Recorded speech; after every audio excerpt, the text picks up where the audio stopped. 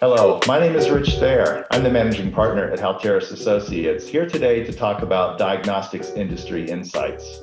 Today, we're going to talk about 4 opportunities the diagnostics industry has had in their response to the COVID-19 pandemic. I know that many of us are working through the heartache and the terrible tragedy that has resulted from this pandemic, but several changes have been occurring to the diagnostics industry, and the speculation is whether or not those changes may be long-lasting. Let's explore a few of them here today. The first is the entrance of new competitors, new companies onto the marketplace, in part due to the tremendous amounts of funding coming out of Europe through the ACT-A Alliance and out of the United States, for instance, through RADx, hundreds of new. In fact, I believe the list is a couple of thousand companies have entered the market with tests for SARS-CoV-2.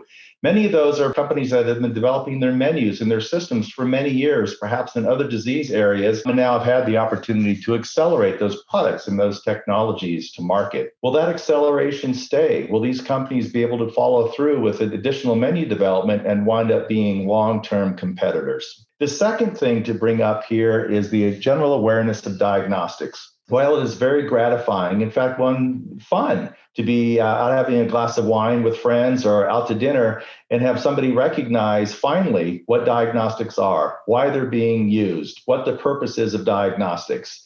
Well, that can make for a good dinner conversation, but the true point here would be, are folks willing to pay for diagnostics? Are governments purchasing them? Are NGOs now finally interested in bringing diagnostics into their portfolio?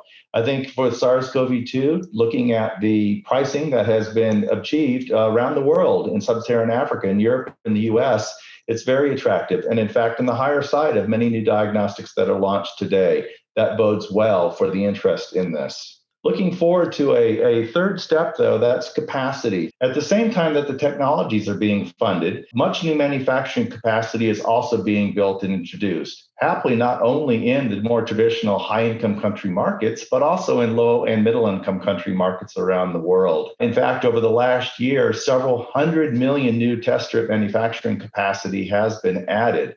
So the question is, what will happen to this excess capacity as the pandemic begins to wane? Will companies follow through with additions to their menus? For instance, new tests for tuberculosis or an expanded menu for neglected tropical diseases? Or will they be forced to revert more towards traditional means of competition, such as lowering prices, which wouldn't be good in the long term for the industry and the industry's evolution of new technologies?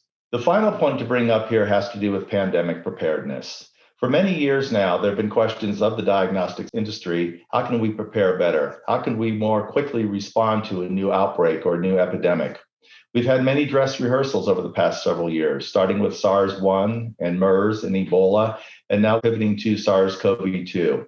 The industry has come to recognize that there are many things that could be and are now going in place, a better understanding for intended uses, better understanding for how intended use and use cases link very tightly to the product requirements and the product specifications, what assays need to be designed and for what purpose. Also, the incorporation of cell phone apps and artificial intelligence to help derive algorithms that utilize data coming from diverse data sources. Those are all very positive developments that have been accelerated to market over the last year or so. We're happy to say that we believe that the diagnostics industry is in a much stronger position today. And looking forward after this pandemic, we'll be in a better place to be ready for the next outbreak, be it a localized epidemic or another global pandemic. These are 4 observations that we have shared with you today on how the diagnostics industry has responded to the COVID-19 pandemic. We believe these are very exciting changes for the industry and bode well for how the industry will continue to advance its preparedness for new outbreaks and pandemics in the future.